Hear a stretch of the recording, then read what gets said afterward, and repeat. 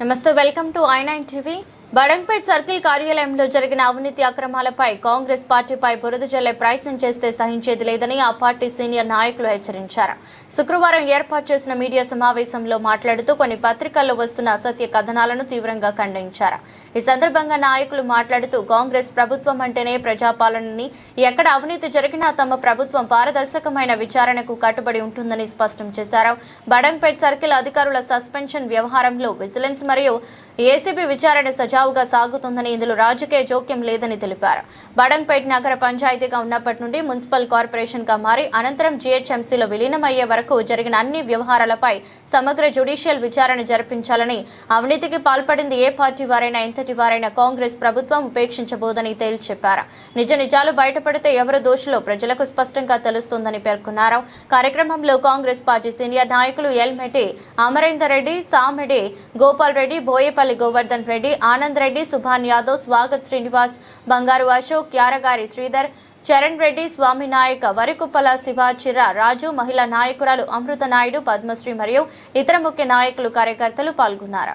గత కొన్ని రోజులుగా బడంగ్పేట్ మున్సిపాలిటీలో జరుగుతున్న అవినీతిపై వార్తలు రావడం, దానిపై విజిలెన్స్ మరియు ఏసీబీ ఎంక్వైరీ చేయడం, అందులో నిజాలను వారు జిహెచ్ఎంసీ కమిషనర్ గారికి రిపోర్ట్ ఇవ్వడం వల్ల 10 మంది అధికారులు, గతంలో ఉన్నవారు కొంతమంది, ఇప్పటి కొంతమంది ప్రజెంట్ వాళ్ళు సస్పెండ్ కావడం జరిగింది. కొన్ని పత్రికల్లో మీడియాలో ఏమంటే కాంగ్రెస్ వారికి హస్తం ఉంది, కాంగ్రెస్ వారి ఎంక్వైరీ జరగనివ్వట్లేదు అనే ఉద్దేశంతో రాయడంతో దానికి ఖండనగా ఈ యొక్క మీడియా సమావేశం ఏర్పాటు చేయడం జరిగింది. మా ప్రభుత్వం, మా ముఖ్యమంత్రి గారు రేవంత్ రెడ్డి గారు పారదర్శకంగా పాలన జరుపుతున్నారు. దానికి యొక్క నిదర్శనం ఈ 10 మంది అధికారులు సస్పెండ్ కావడం. కాంగ్రెస్ పార్టీ ఎప్పుడు అవినీతిని ప్రోత్సహించదు. మరియు ఇక్కడ ఉన్న మా ఇన్ఛార్జ్ కేఎల్ఆర్ గారు కూడా ఎవరు వెళ్ళినా కూడా వారికి అధికారులకు ఏమని ఇన్స్ట్రక్షన్ ఇస్తాడంటే నిజాయితీగా ఏదైతే లీగల్ గా ఉంటే ఆ పని మాత్రమే చేయండి అని అతను డైరెక్షన్ ఇవ్వడం జరుగుతుంది. అటువంటి ఈ యొక్క మన మైసూర్ నియోజకవర్గంలో ఈ యొక్క ఘటన జరగడం చాలా దురదృష్టకరం.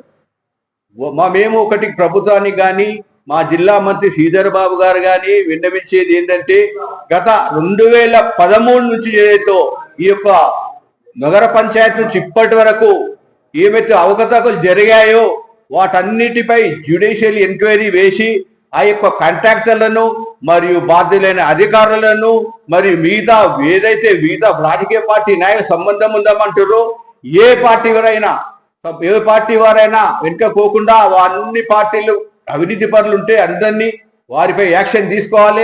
మా ప్రభుత్వం, మా యొక్క కాంగ్రెస్ పార్టీ ఎప్పుడు అవినీతి పరులను రక్షించదు. మా మైసూర్ నియోజకవర్గం కానీ బడంపేట అవినీతి కానీ కాంగ్రెస్ పార్టీకి ఏ విధమైన సంబంధం లేదు. ఈ యొక్క అవినీతి ఏదైతే జరిగిందో ఈసీబీ నిరూపించిర్రో, రిపోర్ట్ ఇచ్చిర్రో, ఇంకా కూడా వీళ్ళపైనే కాకుండా ఇంజనీరింగ్ సెక్షన్ పైన, శానిటేషన్ సెక్షన్ పైన మరియు ఎల్ఆర్ఎస్, గతంలో ఎల్ఆర్ఎస్ టైంలో కోట్లాది రూపాయలు వెనుకోసడం జరిగింది. ఇంకా కొన్ని మిగతా విషయాలపైన కూడా ఈ ఎంక్వైరీ జరిగి బాధ్యులందరిపై చర్యలు కఠినంగా తీసుకోవాలని కాంగ్రెస్ పార్టీ డిమాండ్ చేస్తుంది.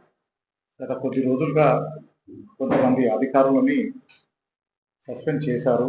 రాష్ట్ర వ్యాప్తంగా ఒక సంచలనాన్ని కూడా రేపినటువంటి అన్యాయాన్ని, అధర్మాన్ని దోచుకునేటటువంటి తత్వం ఉన్న వారిని ఎవరిని కూడా కాంగ్రెస్ పార్టీ ముఖ్యంగా ప్రతి ఒక్క లబ్ధిదారుడికి లబ్ధి చేకూరేలా, ప్రతి పేదవాడికి అండగా, బడుగు బలహీన వర్గాలకు అండగా నిలబడాలన్న సంకల్పంతో ఉంటుంది ఎప్పుడు కూడా కాంగ్రెస్ పార్టీ. గవర్నమెంట్ ఉన్నప్పటికీ ఎక్కడ ఎవరు ఏ ఇబ్బందులకు గురి చేస్తున్నా, అవకతవకలు జరుగుతున్నా కూడా వాటిని పట్టి పబ్లిక్లోకి తీసుకొస్తున్నటువంటి కాంగ్రెస్ పార్టీ. అది వదిలిపెట్టేసి కాంగ్రెస్ పార్టీ ఆయంలోనే అన్యాయాలు జరుగుతున్నాయి అని చెప్పి కొంతమంది పత్రికా మిత్రులు అంటే, నాకు తెలిసి ఒక మిత్రుడు రాసినట్టున్నాడు. నిన్న ఏదో 2025 జనవరి నాడు ఎప్పుడైతే విలీనం చేశారో అప్పటి నుండి ఈ అవకతవకలు జరుగుతున్నట్టుగా ఒక పత్రికలో ఒక మిత్రుడు రాశారు. కానీ ఆ మిత్రుడు రాసిందంతా కూడా పూర్తిగా వాస్తవం. నిజంగా తీయాలి అని అనుకుంటే దాదాపు గడిచిన 10 సంవత్సరాల్లో బీఆర్ఎస్ పార్టీ ఉన్న ఆయం నుంచి ఇప్పటి వరకు తీయాలి. బీఆర్ఎస్ పార్టీ వాళ్ళు ఇలాంటి అవకతవకలు ఎన్ని జరుగుతున్నా కూడా వాటిని అన్నిటినీ కూడా నొక్కిపెట్టి అటు అధికారులకు ఇటు బీఆర్ఎస్ పార్టీ నాయకులు ఎవరైతే ఉన్నారో వాళ్ళందరూ కూడా దోచుకొని ఈరోజు రాష్ట్రాన్ని అస్తవ్యస్తంగా చేసినటువంటి మాట వాస్తవం. కాంగ్రెస్ పార్టీ గడిచిన 25 నెలల లోపలనే జరుగుతున్న అవకతవకలన్నింటినీ కూడా బయటకు తీస్తారు. అందులో భాగంగా బడంపేట మున్సిపల్ కార్పొరేషన్ లో జరుగుతున్నటువంటి అవినీతి అంతటి కూడా తీసింది. ఈరోజు ఎవరైతే దీనికి కారకులైన ఉన్నారో వాళ్ళని సస్పెండ్ చేశారు.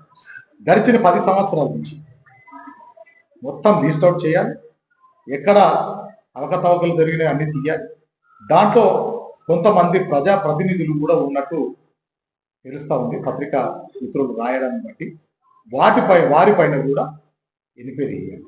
ఇందులో కాంగ్రెస్ పార్టీ నాయకులు ఉన్నట్టుగా ఒక పత్రిక రాసినట్టు సమాచారం. మాకు కూడా కాంగ్రెస్ పార్టీ నాయకులు నిజంగా చేసి ఉంటే ఈ అధికారులను సస్పెండ్ చేయాల్సిన అవసరం లేదు, వారు మంచి పని చేసేదని చెప్పి కప్పిపుచ్చి వారిని వారి విధుల్లో అదే విధంగా కొనసాగేటువంటి పరిస్థితి తెచ్చేవారు.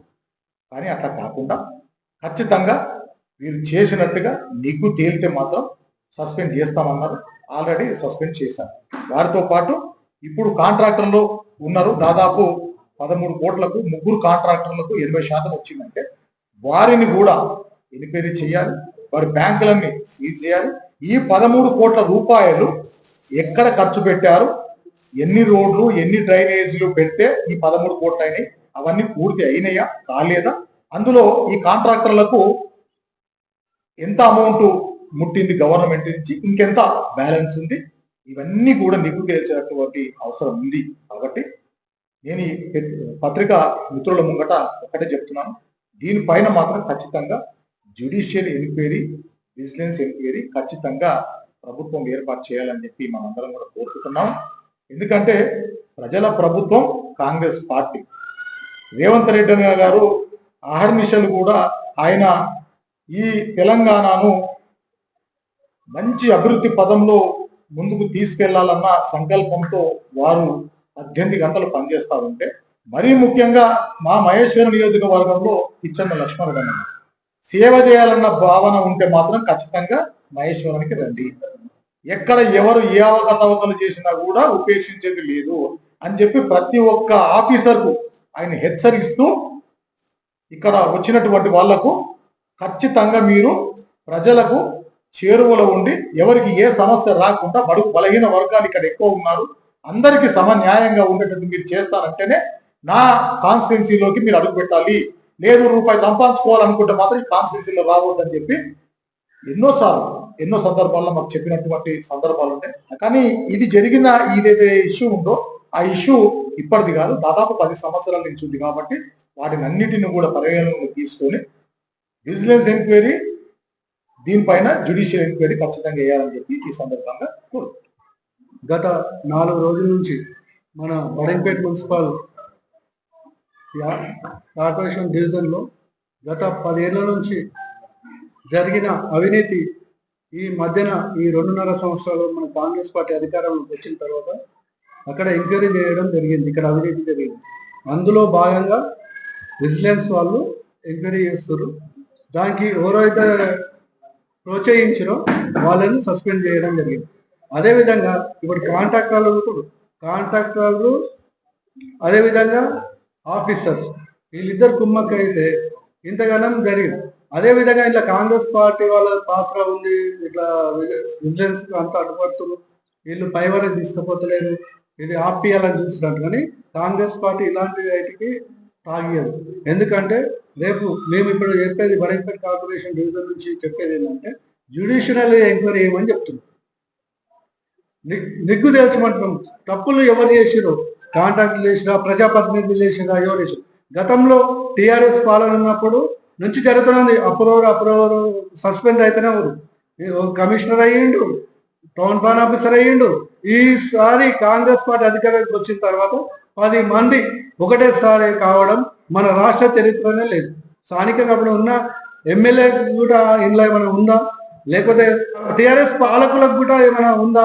ఇంతగానో అవినీతి జరిగిందంటే దీన్ని ఇంకా ఎంతో ఉందో మొత్తం జ్యుడిషియల్ కస్టడీ చేయాలి, ప్రజలకు నిగ్గు తెల్చవలసిందే కోరుతుంది.